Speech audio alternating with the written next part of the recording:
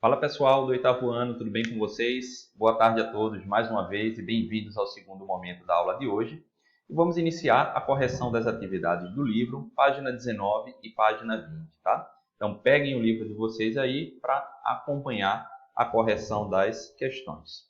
Na página 19, a gente tem a primeira questão e ela fala o seguinte, ó. Ao longo deste capítulo, estudamos algumas características do espaço geográfico da América Latina.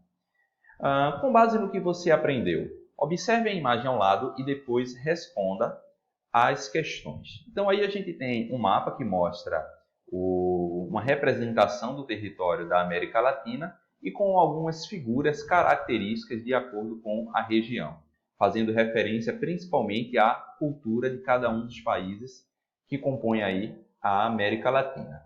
Então, a primeira pergunta, ela diz o seguinte, ó, você consegue reconhecer qual é a região retratada na imagem ao lado? Então, pela própria questão, a gente sabe que a região que está sendo retratada aí é justamente a América Latina, tá? E ela vai ter uma diferença aí considerando o seu aspecto da língua que é falada, né? Então, no caso, existem diferenças entre os países que falam a língua inglesa, no caso, ao norte, como por exemplo, Estados Unidos e Canadá, e o espanhol na América Central e no Sul, com exceção do Brasil, que fala a língua portuguesa. A letra B, ela diz o seguinte, ó, o que essa imagem procura representar? Então, de acordo com o que a gente observa ali na figura, a gente tem aí uma representação da diversidade cultural que existe dentro do continente latino-americano. E a letra C diz o seguinte, ó, a partir da observação das ilustrações, é possível estabelecer laços culturais do Brasil com os demais países da América Latina? Com certeza é possível, né? Principalmente considerando dois aspectos muito importantes, né? Os países que compõem a América Latina, assim como o Brasil, historicamente eles foram colônias de exploração, como nós vimos durante a aula. E considerando outros aspectos culturais, a gente sabe que muito do que é consumido dentro do Brasil, com relação à música, com relação a roupas, com relação a estilos musicais, tem influência sim de outras culturas ligadas aí a outros países da América Latina. E até mesmo a questão da culinária também. Próxima questão aí na página 19, ela diz o seguinte, ó, utilize seus conhecimentos para completar as afirmações abaixo. Então aí a gente tem um pequeno texto que fala um pouco aí sobre a divisão em América Latina e América Anglo-Saxônica, e a gente sabe que essa divisão ela é possível justamente por conta das características dos idiomas que são falados em diferentes porções do continente americano. E aí a gente tem, ó, América Anglo-Saxônica abrange, no caso, Estados Unidos e Canadá, como a gente sabe. E o países onde predominam o inglês, não é isso? Como língua predominante. Língua de origem saxônica. Na América Latina predominam o português e o espanhol, tá? Mas também são faladas outras línguas que não são de origem latina, como também a gente sabe que existem alguns países na América Latina que falam o inglês, por exemplo, tá? Mas não é o idioma oficial, não é o idioma predominante.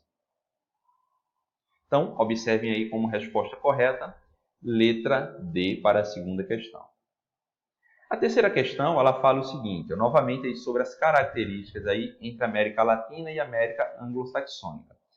Vimos que uma das formas de regionalização da América divide o continente em América Latina e América Anglo-Saxônica. A partir disso, relacione as colunas corretamente. Então, compreende o México e todos os países da América do Sul. Tá? Então, a gente sabe que aí faz referência à América Latina. Compreende, então, ali número 1. Compreende Estados Unidos e Canadá. Número 2, América Anglo-Saxônica. Durante o período de colonização, o objetivo era ocupar o território para fixar a população. Então, isso é uma característica da América Anglo-Saxônica, que a gente sabe que foi colônia de povoamento. No passado, foi uma colônia de exploração, América Latina.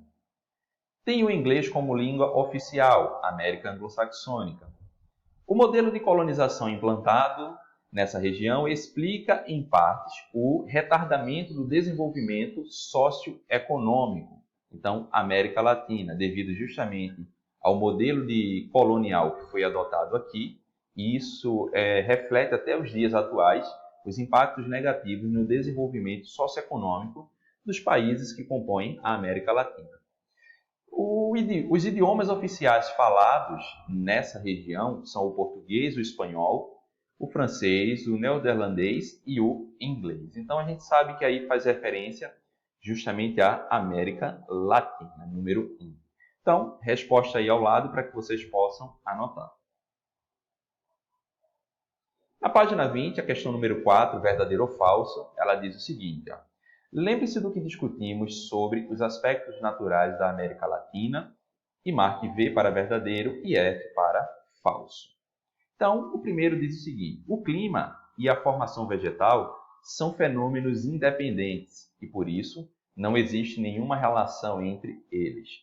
Falso, tá? A gente sabe que a vegetação nada mais é do que um espelho do clima daquele determinado local. Então, são características da paisagem que andam de forma conjunta. A próxima ela diz o seguinte, ó, apesar de as temperaturas e a pluviosidade serem importantes para a vegetação, elas não geram forte influência sobre o tipo de cobertura vegetal de uma determinada região. Então, essa também é falsa. Próxima, nos mapas podemos observar que o clima e a vegetação possuem uma forte relação, já que em cada região climática há uma formação vegetal diferente. Então, é verdadeiro. O tipo de formação vegetal depende das temperaturas e da pluviosidade, que são determinadas pelo clima. Então, essa é verdadeira. E, por último, o mesmo tipo de vegetação pode se formar em diferentes regiões climáticas. Essa é falsa. Então, observem as respostas aí na tela. Quinta questão, ela fala o seguinte, ó, leia as afirmações e identifica a qual povo elas se referem, tá? Então, aí, essa questão, vocês vão ver aí. Vivem na região da Cordilheira dos Andes, o povo Mapuche, conseguem viver em condições climáticas extremas no deserto do Atacama, a população atacamenha, né, que vive ali naquelas regiões do deserto do Atacama, e a gente viu que é uma região que tem características extremas, principalmente devido à baixa umidade naquele ambiente, influenciado pela localização. Letra C. Povos da floresta que vivem de maneira tradicional, assim como os Mapuches, os Chavantes ou então os Yanomamis. E por último, ali, o único povo nativo do continente americano que conseguiu vencer militarmente os colonizadores espanhóis, então o povo Mapuche. Próxima questão, a sexta, na página 20, ela fala o seguinte, ó, leia sobre os recursos hídricos da América Latina e leia as afirmações a seguir. Lembrando que essa questão ela já é referente um pouco do assunto que a gente vai ver na aula da semana que vem. Então, de toda forma, considerem aí apenas já um adiantamento dessas informações, tá? O primeiro diz o seguinte, ó, os recursos hídricos não estão distribuídos de forma homogênea pela América Latina e, por isso, essa região é considerada muito pobre em reservas hídricas. Então, ela é falsa. Segundo, a América Latina possui significativas reservas hídricas, já que um terço de suas águas do continente americano estão concentradas nessa região. Então, essa é verdadeira. Terceiro, o Brasil é o país que possui as mais significativas reservas de água potável da América Latina. Então, é verdadeiro também. 4. A América Latina possui significativas reservas de água doce. Esse recurso está distribuído de forma homogênea por toda essa região. Então, essa é falsa. Apesar de ter significativas reservas de água potável, esse recurso está distribuído de maneira desigual pela América Latina, influenciado pelos tipos de clima e relevo. Então, essa é verdadeira, pessoal. Bem, essa última aí, a número 5, é bastante importante porque, como a gente viu, dentro do território da América Latina, a gente tem uma grande diversidade de formas de relevos e diversidade de tipos climáticos. Nós temos climas mais frios ou climas mais quentes, climas que apresentam uma alta taxa de umidade e outros que apresentam, né, uma falta de umidade. Né? Então, justamente por conta dessas características de relevo e de clima, isso vai influenciar diretamente na questão hidrográfica, que é o que a gente vai ver na próxima aula, tá? Bem, pessoal, essas foram as correções das atividades de hoje. Lembrando que qualquer dúvida sobre esse ou assuntos anteriores, me chamem lá no Instagram. Não esqueçam de marcar presença na aula de hoje. Tchau para vocês e até a próxima.